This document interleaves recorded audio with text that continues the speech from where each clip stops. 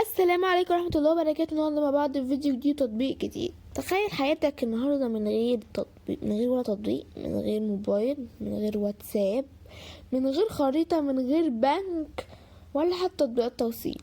هل فعلا احنا بقينا عبد للتطبيقات ده، ولا حتى بقت جزء من حياتنا؟ سؤال هجاوبك عليه في اخر الفيديو لما نكتشف المستور عشان اللي بيحصل جوه كواليس العالم تطبيقات. انا جاي النهارده مش عشان اعمل ديل، انا جاي احللك تطبيق ريالا ديل واقولك الخلاصه. مخش في الموضوع طول. التطبيقات النهارده بقت بتسيطر على قراراتنا اليوميه ومن ضمنهم ريالا ديل. خلونا نبدأ بالتحليل المهني. التطبيق ده فكرته الأساسية توفير العروض والخصومات، لكن في عالم الأرقام مفيش حاجة اسمها مجاني بشكل كامل. المطورين بيكسبوا من وراك بطريقة خفية. أما عن طريقة بيع البيانات، سلوك الشراء نفسه لشركات طرف ثالث، أو من خلال عرض الإعلانات مستهدفة بدقة مرعبة على موقعك الجغرافي وتفضيلاتك، دي نموذج ربحي اللي بيخلي التطبيق متاح للجميع. تطبيق بقى ميزات وعيوب. لو هنتكلم عن الاستخدام الصحي صح لريالا ديل، فانت محتاج تحدد احتياجاتك الحقيقية قبل ما تنجرف ورا اي عرض خصم. يعني اي خصم ما تطلعش تجري وراه، حدد الحاجات اللي انت محتاجها.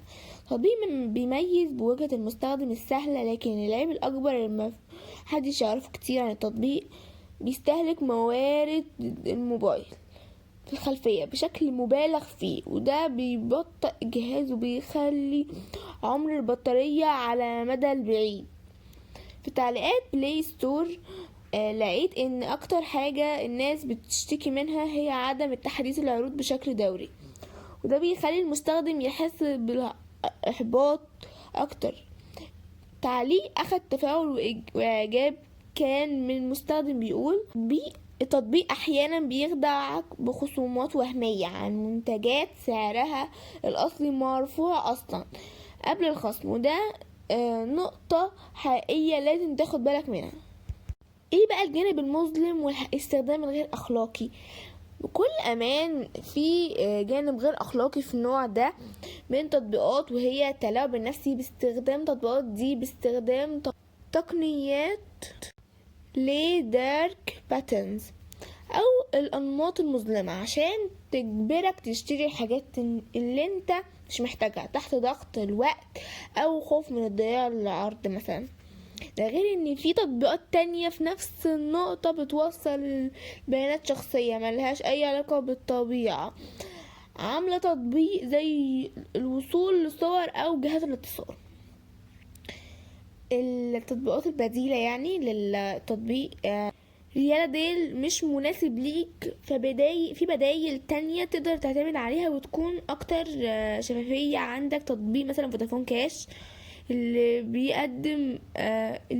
بيقدم عروض وتوفير مباشرة، وعندك كازيون اللي بيقدم اسعار تنافس واضحة جدا، وعندك ايضا تطبيق امازون اللي برغم انه عالمي الا نظام خصومات فيه اكتر احترافية بكتير. الاختلاف الجوهري هنا ان التطبيقات اكبر دي كبيرة دي عندها سياسة بيانات واضحة، وده بيخليه فيه امان اكبر.